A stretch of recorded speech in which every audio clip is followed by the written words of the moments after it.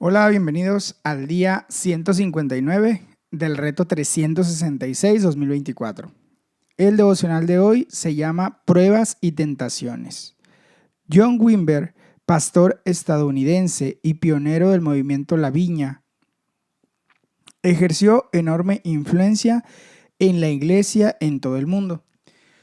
Murió a los 63 años y la vida fue para él con mucha frecuencia extremadamente difícil. Fue objeto de una cantidad atroz de críticas. Recuerdo cómo me dijo en una ocasión: la notoriedad es divertida por un breve espacio de tiempo, pasado el cual se convierte en una molestia. Lo que quizá más le dolió en el corazón fue el hecho de que 3 de los hombres que le eran más próximos, a los que amó y trató como hijos, cedieron ante la tentación y fallaron moralmente. Dios usó a John Wimber de maneras extraordinarias, pero él y su equipo tuvieron que afrontar muchas pruebas y tentaciones. Así es la vida, y la Biblia no es ingenua acerca de este hecho. Normalmente, tras superar una batalla, nos aguarda otra a la vuelta de la esquina. Así es el desafío de la vida. Salmo 71 del 1 al 8 dice así: En ti, Señor, busco refugio. Jamás permitas que me avergüencen. Por tu justicia rescátame y líbrame. Inclina a mí tu oído y sálvame. Sé tú mi roca de refugio, a donde pueda yo siempre acudir. Da la orden de salvarme, porque tú eres mi roca y mi fortaleza. Líbrame, Dios mío, de manos de los malvados, del poder de los perversos y crueles. Tú, soberano Señor, has sido mi esperanza. En ti he confiado desde mi juventud. Desde el vientre de mi madre dependo de ti. Desde el seno materno me has sostenido. Por siempre te alabaré. Para muchos soy motivo de asombro, pero tú eres mi refugio inconmovible. Mi boca rebosa de tu alabanza, y todo el día proclama tu grandeza. Dice el comentario: reafírmate en el Señor. Este salmo está lleno de indicios de dificultades y oposición, pero a lo largo del mismo el autor señala: de ti he dependido desde que nací. En este salmo vemos 3 aspectos clave de lo que supone esa dependencia de Dios. Oración. He aquí una oración puedes hacer. En ti, Señor, me he refugiado. Rescátame y líbrame. Paciencia. Una vez que has clamado al Señor pidiendo ayuda y depositando tus cargas en el Señor, el siguiente paso es esperar en Él con confianza. Tú, soberano Señor, has sido mi esperanza. De ti he dependido desde que nací. Por siempre te alabaré. Alabanza. Puedes alabar a Dios durante las batallas a las que te enfrentes. Mi boca rebosa de alabanzas a tu nombre, y todo el día proclama tu grandeza. Señor, gracias porque puedo depender de ti cuando miro el futuro y las batallas que me aguardan. Hechos 4 del 1 al 22. Vamos a leerlo. Mientras Pablo y Juan hablaban a la gente, se presentaron los sacerdotes, el capitán de la guardia del templo y los saduceos. Estaban muy disgustados porque los apóstoles enseñaban a la gente y proclamaban la resurrección, que se había hecho evidente en el caso de Jesús. Arrestaron a Pedro y a Juan, y como ya anochecía, los metieron en la cárcel hasta el día siguiente. Pero muchos de los que oyeron el mensaje creyeron, y el número de estos, contando solo a los hombres, llegaba a unos 5,000. Al día siguiente se reunieron en Jerusalén los gobernantes, los líderes religiosos y los maestros de la ley. Allí estaban el sumo sacerdote Anás, Caifás, Juan, Alejandro y los otros miembros de la familia del sumo sacerdote.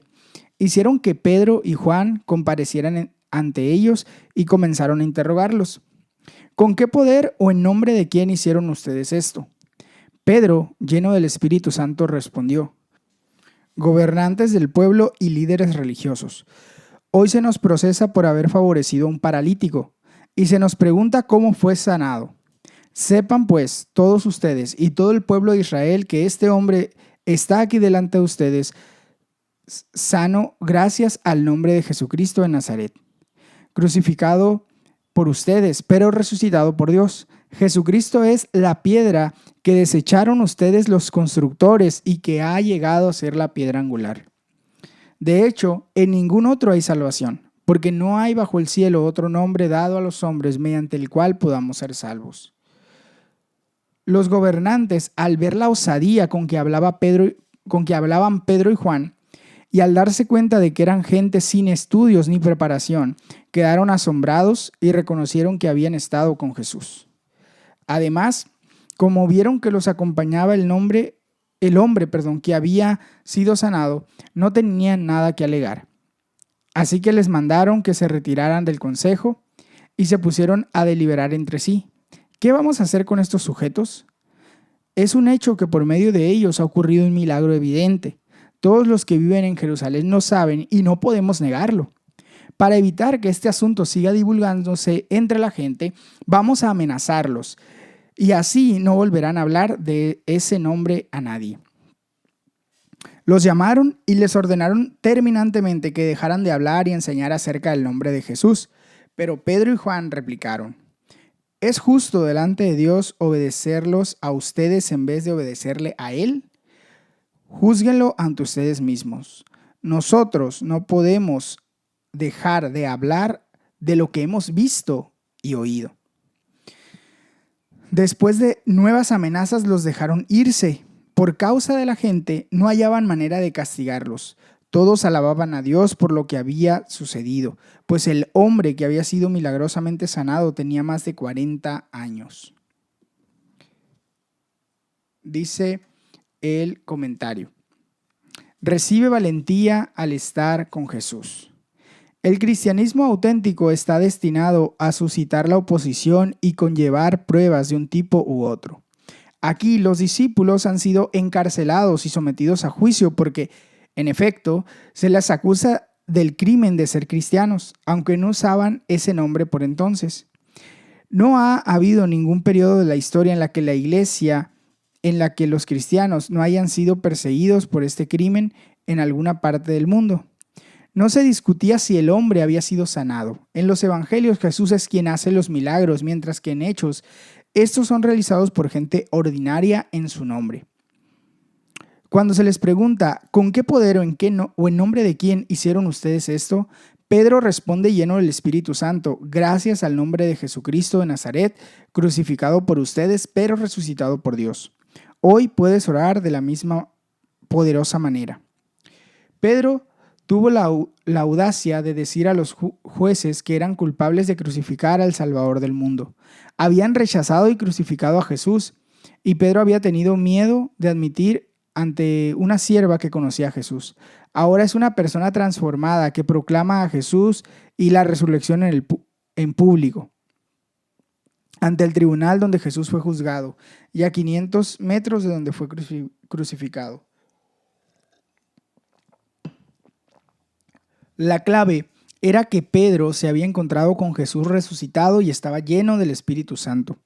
Ahora sabía a qué había venido Jesús y que Jesús estaba con él ayudándolo por medio del Espíritu Santo.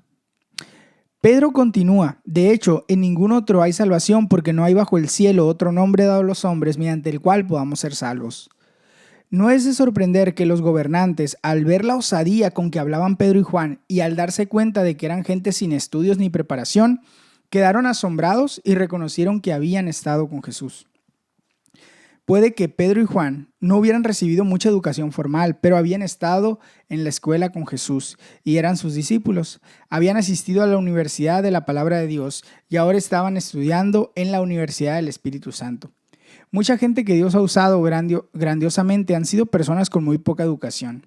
Pedro y Juan recibieron amenazas para que no hablaran más sobre Jesús, pero ellos respondieron: nosotros no podemos dejar de hablar de lo que hemos visto y oído. Al enfrentarse a sus jueces, les sirvió de gran ayuda el hecho de que todos podían ver el sorprendente milagro que había sucedido. Aquel hombre de 40 años estaba allí sano, en pie, dando testimonio del poder de Jesús. Señor, lléname con tu espíritu y dame la misma valentía que a Pedro y a Pablo para que pueda seguir proclamando a Jesús, cueste lo que cueste y cualquiera que sea la oposición. Oro para que veamos milagros sorprendentes como aquellos que fueron realizados por medio de tus primeros seguidores. Segundo de Samuel 11:1 al 12:31. Vamos a leerlo.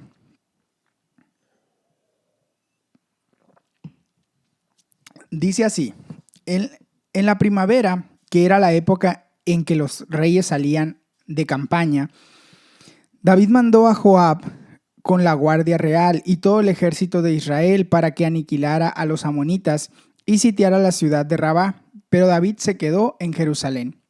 Una tarde, al levantarse David de la cama, comenzó a pasearse por la azotea del palacio y desde allí vio a una mujer que se estaba bañando. La mujer era sumamente hermosa, por lo que David mandó que averiguaran quién era y le informaron. Se trata de Betsabé, que es hija de Elían y esposa de Urías elitita. Entonces David ordenó que la llevaran a su presencia y cuando Betsabé llegó, él se acostó con ella. Después de eso, ella volvió a su casa. Hacía poco que Betsabé se había purificado de su menstruación, así que quedó embarazada y se lo hizo saber a David.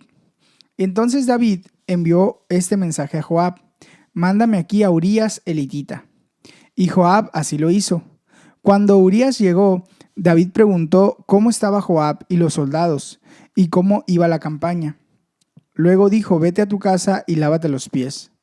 Tan pronto como salió del palacio, Urías recibió un regalo de parte del rey, pero en vez de irse a su propia casa, se acostó a la entrada del palacio donde dormía la guardia real. David se enteró de que Urías no había ido a su casa, así que preguntó: ¿has hecho un viaje largo? ¿Por qué no fuiste a tu casa? En este momento respondió Urías: tanto el arca como los hombres de Israel y de Judá se guarecen en simples enramadas, y mi señor Joab y sus oficiales acampan al aire libre. ¿Y yo voy a entrar en mi casa para darme un banquete y acostarme con mi esposa? Tan cierto como que usted vive, yo no puedo hacer tal cosa. Bueno, entonces quédate hoy aquí y mañana te enviaré de regreso, respondió David. Urías se quedó ese día en Jerusalén, pero al día siguiente David lo invitó a un banquete y logró emborracharlo. A pesar de eso, Urías no fue a su casa, sino que volvió a pasar la noche donde dormía la guardia real. A la mañana siguiente, David escribió una carta a Joab y se la envió por medio de Urías. La carta decía: pongan a Urías al frente de la batalla, donde la lucha sea más dura. Luego déjenlo solo para que lo hieran y lo maten. Por tanto, cuando Joab ya había sitiado la ciudad, puso a Urías donde sabía que estaban los defensores más aguerridos. Los de la ciudad salieron para enfrentarse a Joab, y entre los oficiales de David que cayeron en batalla también perdió la vida Urías elitita. Entonces Joab envió a David un informe con todos los detalles del combate y dio esta orden al mensajero: cuando hayas terminado de contarle al rey todos los pormenores del combate, tal vez se enoje y te pregunte: ¿por qué se acercaron tanto a la ciudad para atacarla? ¿Acaso no sabían que les dispararían desde la muralla? ¿Quién mató a Abimelech, hijo de Jerubeset?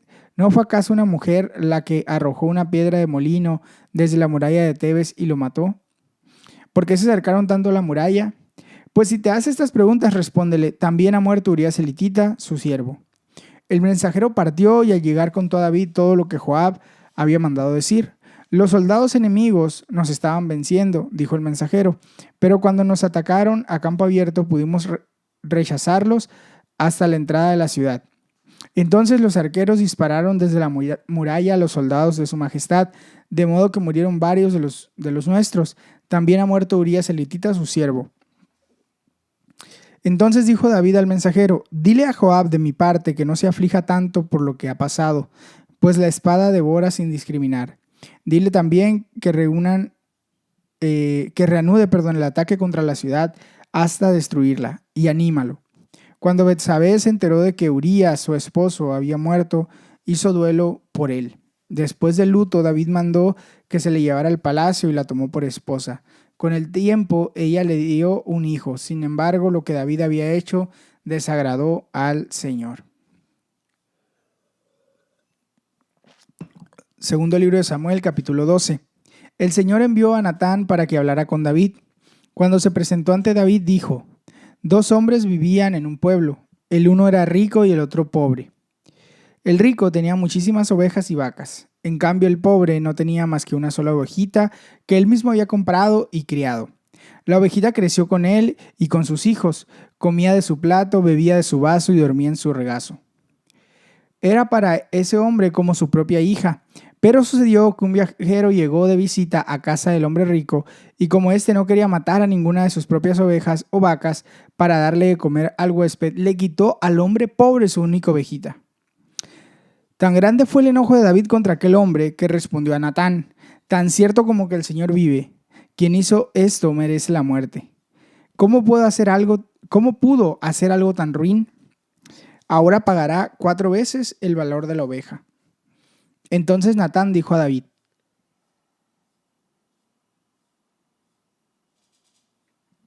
tú eres ese hombre. Así dice el Señor, Dios de Israel: yo te ungí como rey sobre Israel y te libré de la mano de Saúl. Te di el palacio de tu mano y puse sus mujeres en tus brazos. También te permití gobernar a Israel y a Judá. Y por si esto hubiera sido poco, te habría dado mucho más. ¿Por qué entonces despreciaste la palabra del Señor haciendo lo que le desagrada? Asesinaste a Urías elitita para apoderarte de su esposa. Lo mataste con la espada de los amonitas. Por eso la espada jamás se apartará de tu familia, pues me despreciaste al tomar la esposa de Urías elitita para hacerla tu mujer. Pues bien, así dice el Señor: yo haré que el desastre que mereces surja de tu propia familia, y ante tus propios ojos tomaré a tus mujeres y se las daré a otro, el cual se acostará con ellas en pleno día. Lo que tú hiciste a escondidas, yo lo haré a plena luz, a la vista de todo Israel. He pecado contra el Señor, reconoció David ante Natán. El Señor ha perdonado ya tu pecado y no morirás, contestó Natán. Sin embargo, tu hijo sí morirá, pues con tus acciones has mostrado desprecio al Señor. Dicho esto, Natán volvió a su casa.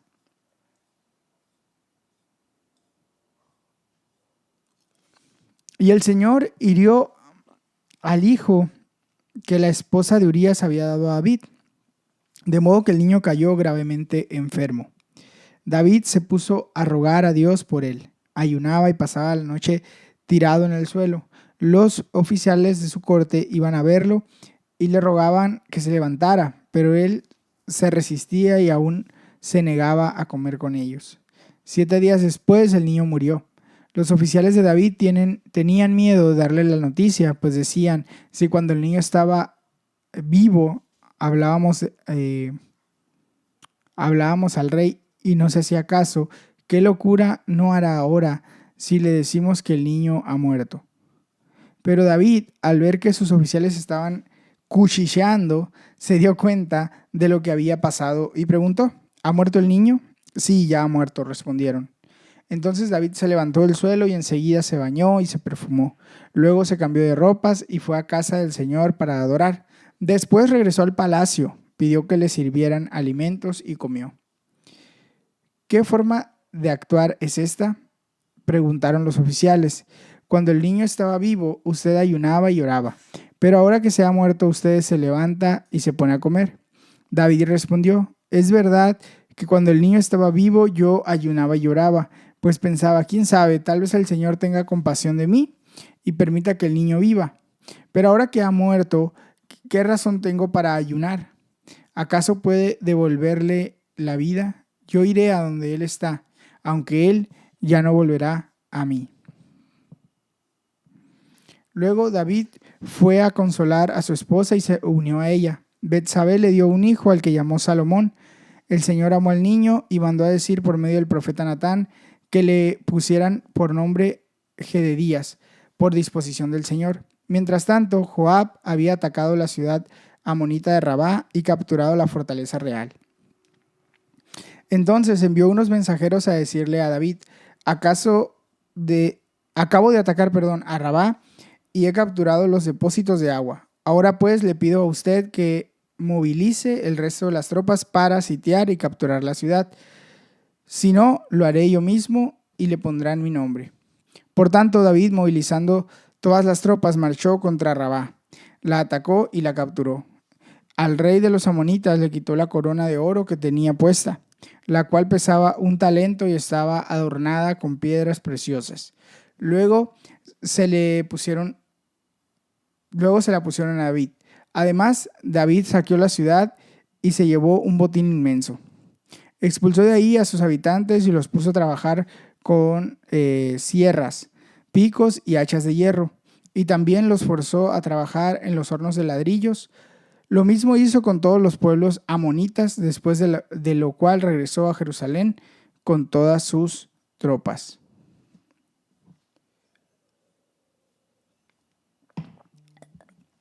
Dice el comentario: asegúrate de agradar a Dios.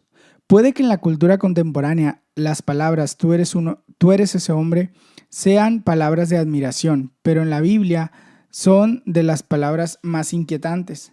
David había sido descubierto, había sido tentado y caído en pecado. Lo hizo en secreto y pensaba que se iba a salir con la suya, pero Dios vio todo. En una de las mayores atenuaciones de la Biblia se nos cuenta que lo que David había hecho David había hecho le desagradó al Señor. ¿Cuándo se fue todo a pique? Es la pregunta. Se dice que el primer error de David fue quedarse en Jerusalén. Si hubiera estado allá afuera librando la batalla con su pueblo, habría estado menos inclinado a la tentación que al quedarse en casa sin nada que hacer. John Wimber solía afirmar: es difícil quedarse sentado y ser bueno. Es mucho menos probable que caigamos en la tentación cuando estamos completamente ocupados y en el lugar correcto. David fue resbalando por la pendiente poco a poco. Vio a una mujer sumamente hermosa bañándose. Aún no había pecado, solo era la tentación, pero tuvo que haber cedido a los pensamientos lujuriosos porque hizo un plan. Envió a que la buscaran para acostarse con ella y pecó gravemente. Aunque para los estándares de su tiempo aquello no era nada comparado con lo que habían hecho otros reyes, planeó un encubrimiento que no funcionó. Al final, todo desembocó en el asesinato de Urías. Como suele pasar, el pecado lleva a más pecado, y el encubrimiento fue peor que el pecado inicial. David debió sentirse completamente aplastado por las palabras lapidarias de Natán. Tú eres ese hombre, así dice el Señor, Dios de Israel. Yo te ungí, te libré, te di, y por si esto hubiera sido poco, te habría dado mucho más. ¿Por qué entonces despreciaste la palabra del Señor haciendo lo que le desagrada? David no solo había pecado gravemente, sino que era alguien de quien se esperaba una mejor conducta. Sorprendentemente, Dios perdonó a David incluso aquel pecado tan grande. No hay pecado o caída que sea demasiado grande para ser perdonada por Dios, ni situación alguna que no pueda ser alcanzada por la gracia de Dios. No importa lo que hayas hecho, Dios te puede perdonar. La clave para recibir aquel perdón es admitir nuestra culpa y arrepentimiento de lo que hemos hecho. Esta es la gran diferencia entre David, a quien Dios perdonó cuando pecó, y Saúl, a quien Dios no perdonó. Mientras que Saúl trató de justificarse, David simplemente admitió todo diciendo: he pecado contra el Señor. Efectivamente, simplemente dijo: lo siento. Pero el perdón no elimina las consecuencias de nuestras acciones. Las consecuencias para David fueron enormes. Su bebé murió como resultado. Y Dios le advirtió que por causa de sus oraciones violentas, la espada jamás se apartará de su familia. Las consecuencias del pecado de David fueron permanentes. Pero aquello no fue el final de David, pues Dios no lo abandonó. Aunque su hijo murió, hay esperanza. Un día se reencontrarán. Yo iré a donde él está, aunque él ya no volverá a mí. Y no es solo eso. Dios dio a David otro hijo, Salomón, y el Señor amó al niño. Este relato es una advertencia, aunque también nos anima, nos advierte de que nos tenemos que hacer responsables de nuestra vida. Poner límites, ser prontos en ayudar y estar vigilantes, orando para no caer en tentación. Si has caído, admite como David tu pecado, confiésalo, arrepiéntete, haz duelo si es necesario y después continúa con tu vida aguardando expectantemente lo que Dios tiene preparado. Todos cometemos errores de vez en cuando. Dios perdona, restaura y nos vuelve a bendecir. Señor, guarda mi corazón y los corazones de todo tu pueblo, para que seamos fieles a ti. Pipa añade sobre 2 de Samuel 11:12. Nosotros intentamos ocultar nuestros fallos, pero Dios los ve todos. Hasta aquí llega el devocional de hoy. Espero que esta lectura haya sido de bendición para tu vida. Recuerda que puedes compartir el enlace con otras personas para que este espacio, esta reflexión pueda tener un impacto y sea de bendición para más. Excelente día, que Dios te bendiga.